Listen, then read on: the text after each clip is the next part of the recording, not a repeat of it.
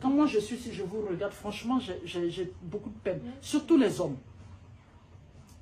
Et je dis aux femmes, restez femmes. Restez femmes. Quel que soit le comportement d'un homme en face de vous, l'exil ici, allez-y doucement. Allez-y doucement. Vivez votre vie de couple comme si vous étiez en Afrique. Wallahi, tu ne peux pas faire ta part, qu'Allah ne te donne pas sa part. C'est pas possible.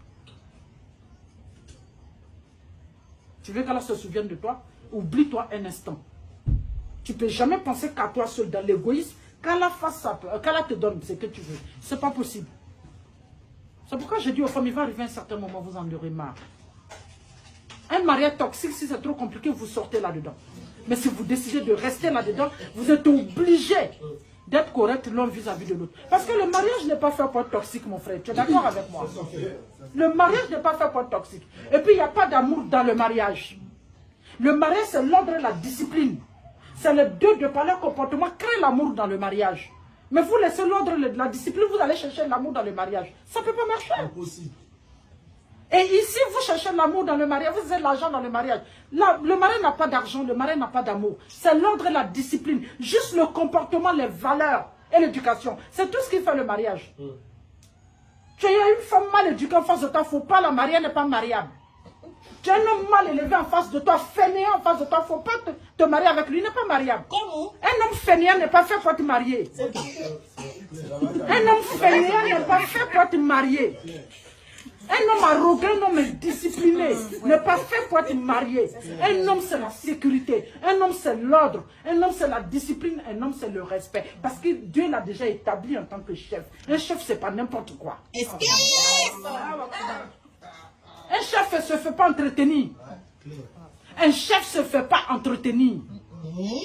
Répétez quoi, maman? On ne peut pas réclamer son autorité alors qu'on ne joue pas la sécurité. C'est pas possible. Ne permettez pas aux femmes de jouer avec votre autorité. Non, tu cèdes une partie de ton pantalon à ta femme, elle va réclamer la moitié de ton autorité. Alors que l'autorité ne se distribue pas. L'autorité s'assume. Écoute bien. Tu veux faire de ta femme ce que tu veux, mets-la en sécurité, tu en fais ce que tu veux. La femme ne va pas plus loin que le bout de son nez. Mais si tu lui cèdes une partie de ton pantalon et prends sa jupette, elle va te prendre ton autorité.